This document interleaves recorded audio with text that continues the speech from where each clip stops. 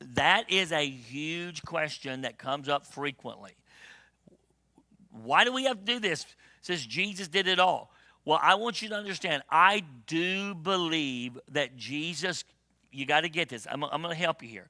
I do believe that Jesus legally accomplished everything necessary.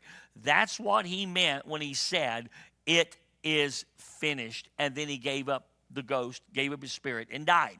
Why did he die? Because he had, through his suffering on the cross, through everything he had gone through, he had legally done everything that needed to be done. Okay? So in the courts of heaven, watch this.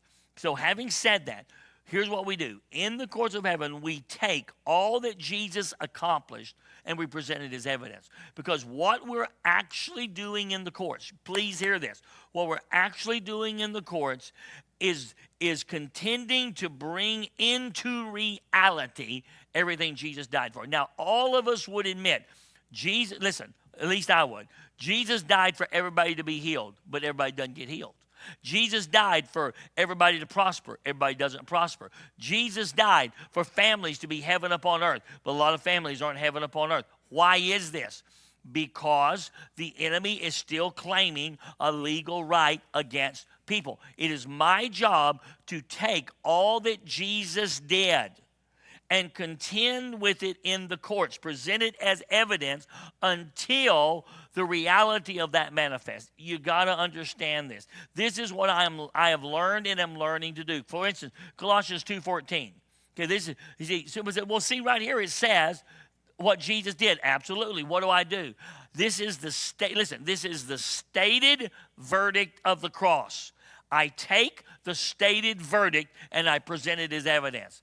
So I say, according to Colossians 2:14, having wiped out all the handwriting of ordinances, requirements that was against us, which was contrary to us, he has taken it out of the way, having nailed it to his cross. So I say, Lord, I declare before you, I remind this court, this is what I do, I remind this court as I stand, that Jesus, based on what he has done for us on the cross, he has removed from me the handwriting of ordinances, all the accusations that are against me. He took it out of the way, having nailed it to his cross. Therefore, I am asking that everything the enemy is saying against me, it is revoked. Its rights are revoked. He cannot say this because of what Jesus has legally done. And I use the stated verdict of the cross as evidence in the courts.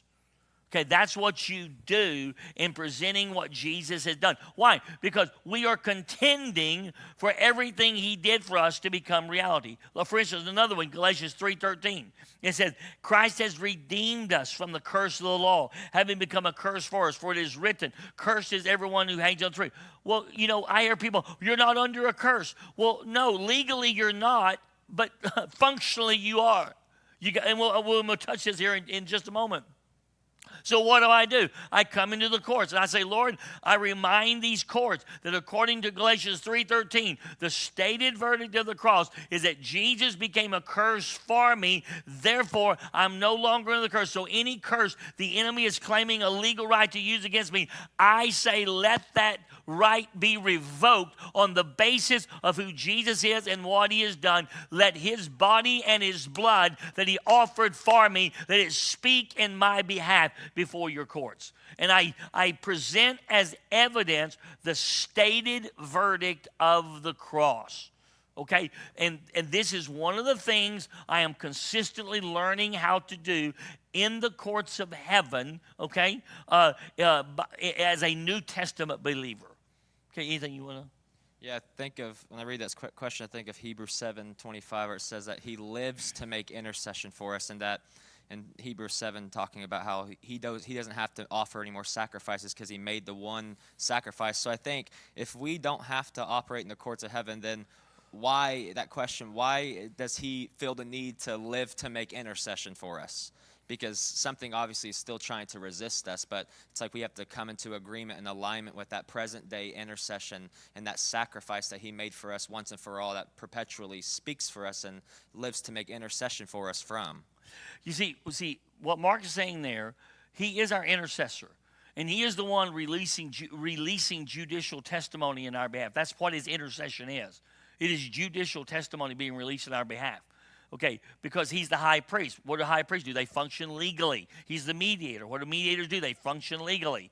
This is who he is as the intercessor. So what do? We come in agreement with, see, the Holy Spirit takes the testimony of Jesus, according to Revelation 19:10, turns it into a prophetic unction, a spirit of prophecy, that we began to feel his passion, and we began to pray in agreement with the intercession of Jesus. See, you got to understand, this is what the cloud of witnesses, many of them are doing.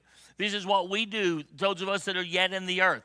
The blood is speaking. All of this is, listen, Jesus is the intercessor, but there are parts of heaven and of earth that are given the honor and the privilege of agreeing with his intercession.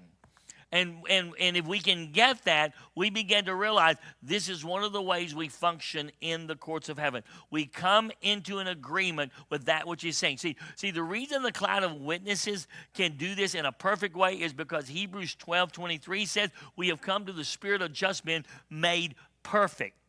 In other words, they are in absolute perfect union with Jesus. Therefore, they can be a part of agreeing with his intercession because they have come into a perfect union as a part of his intercessory ministry that is in heaven. I know I'm touching some stuff here, but you need to understand this is a part of operating in the court of heaven. And God actually, according to his word, through the Holy Spirit, lets groanings be moved through us that are without utterance, groanings coming through us in agreement with what Jesus is presently testifying, interceding in the courts of heaven in our behalf. And we become a part of that intercessory ministry as well. This is the deepest level of intercession that we can come to.